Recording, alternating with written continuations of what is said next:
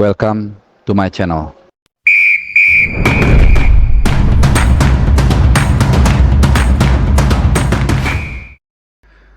Ya teman-teman, ini akan menjadi video kedua gue dalam 24 jam terakhir.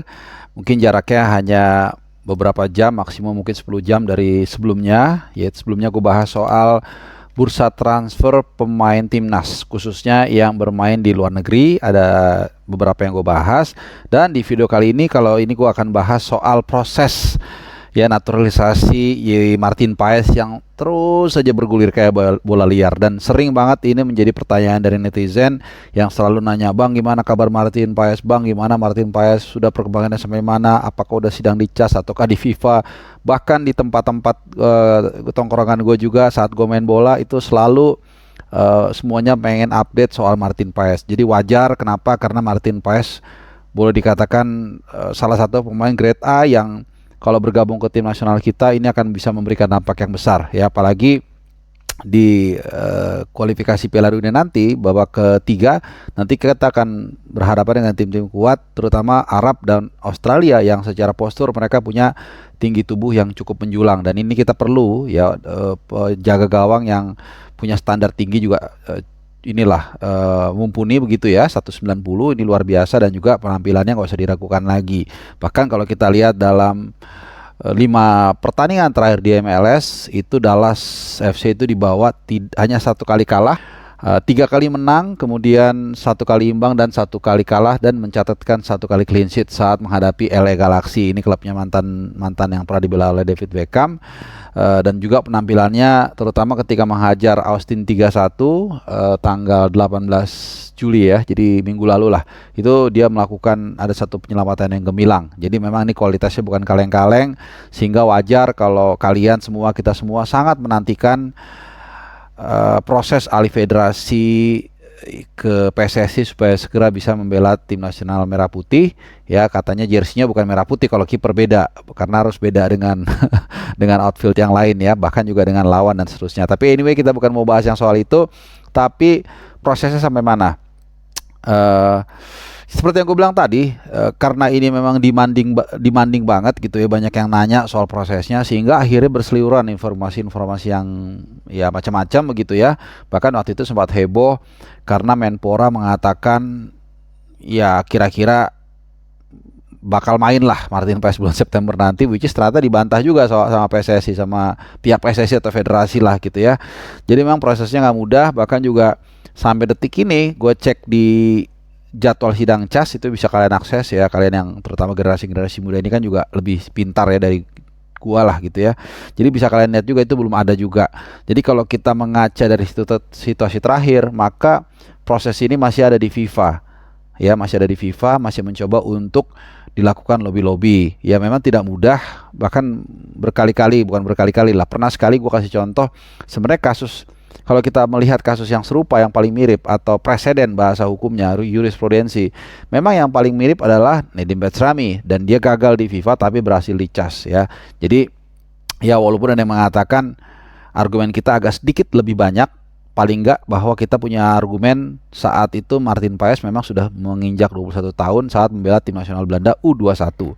Ya, cuman waktu itu karena Covid jadi mundur. Itu argumen yang agak sedikit berbeda dari Nedim Batsrami. Nah, cuman balik lagi, ya memang tidak mudah untuk menganulir keputusan yang dikeluarkan oleh FIFA, karena bagaimanapun juga pasti pihak yang memberikan katakanlah larangan tersebut itu tidak mau kehilangan muka juga ya kalau tiba-tiba dianulir. Cuman ya kalau bukan Erick Thohir tuh pasti selalu punya jalan keluar ya, selalu punya solusi-solusi.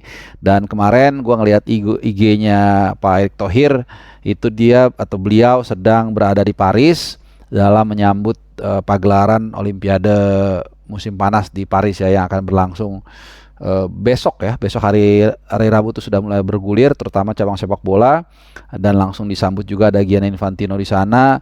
Dan ya mungkin gue share di sini atau enggak, gue nggak tahu ya. Di situ dia memberikan pujian lah, apresiasi kepada Erick Thohir selaku kepala federasi atau ketua federasi atau ketua PSSI yang dianggap sukses ya sejauh ini membawa tim nasional Indonesia lolos ke babak gugur di Piala Asia, kemudian juga ke semifinal di Piala Asia U23, kemudian juga lolos ke babak ketiga kualifikasi Piala Dunia 2026.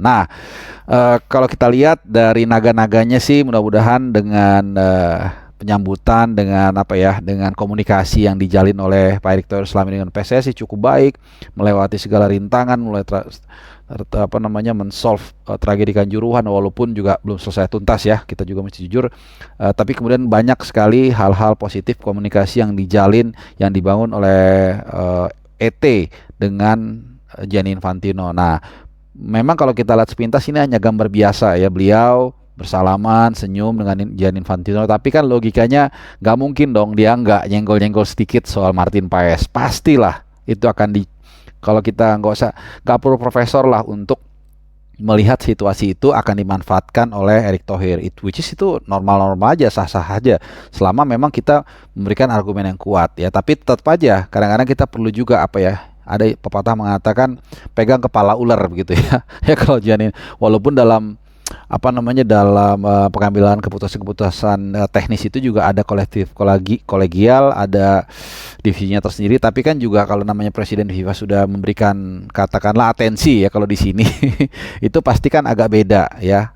Apalagi memang tadi yang gue bilang bahwa alasan dari Martin Paes itu cukup kuat, bahwa dia membela tim nasional Belanda U21 itu mundur atau usia akhirnya melewati batas yang ditentukan FIFA itu karena memang ada COVID ya. Jadi mudah-mudahan lobby-lobby Pak Erick Thohir, gue yakin 1000% pasti ini akan dimanfaatkan, akan dicolek lah soal protes dari Martin Paes untuk bisa segera alih federasi secepat mungkin, supaya nanti dia bisa membela Indonesia tanggal 5 September pertandingan pertama babak ketiga menghadapi Arab Saudi di Jeddah ya, di mana nanti calon Bung Harpa juga berusaha untuk ke sana untuk meliput, menyajikan langsung hari bersejarah tersebut ya. Sekali lagi ini memang hanya asumsi atau analisa, tapi kalau kita berpikir secara logis saja, sedikit saja analoginya, pasti ini akan dimanfaatkan beliau untuk melobi Infantino. Dan kalau memang itu yang terjadi ya, kita berharap yang terbaik ya, yang terbaik. Dan tentunya kalau kita bisa selesai di FIFA, ini artinya kita tidak perlu lagi berantem di CAS, Court of Arbitration for Sports ya. Tentunya ini membutuhkan biaya lagi, tenaga lagi, pikiran lagi, menyita waktu dan seterusnya, dan keputusannya itu biasanya nggak cepat ya. Kalaupun kita katakanlah bersidang akhir bulan Juli ya, mungkin jangan-jangan bulan Oktober atau November baru ada baru ada keputusan, itu pun kalau diterima ya. Dan sementara kita bulan September itu ada 2 pertandingan, Oktober juga ada 2 tanggal 10 sampai 15, bahkan November juga ada. Jadi tahun ini kita ada 6 pertandingan ya, kualifikasi Piala Dunia round 3. Jadi ya kita berharap mudah-mudahan ya, selama ini sudah terbukti Pak Erick Thohir melobi sana lobi sini, ternyata jaringannya cukup luar biasa ya, termasuk mulai dari mendatangkan Argentina, kemudian memanggil kembali Nathan Chaon di Piala Asia U23 dan seterusnya. Jadi ya kita berharap tuah beliau ini bisa membawakan manfaat kalau memang benar ya, dan gue yakin sekali lagi pasti itu dimanfaatkan untuk mencoba mensolve masalah Martin Paes ini ya. Jadi itu kira-kira ya sedikit mungkin ulasan dan juga analisa gue terkait dengan foto yang menurut gue berjuta makna ya. Kita harus bisa membaca apa yang tersirat, bukan juga hanya yang ada di depan mata kita, tapi yang jelas ya, mudah-mudahan walaupun memang mungkin nanti katakanlah the worst scenario Martin Paes tidak bisa membela Indonesia tanggal 5 September dan 10 September, ya udah nggak apa-apa. Yang ada kita juga harus memberikan kepercayaan kepada kemungkinan besar Hernando Aristaryadi ya.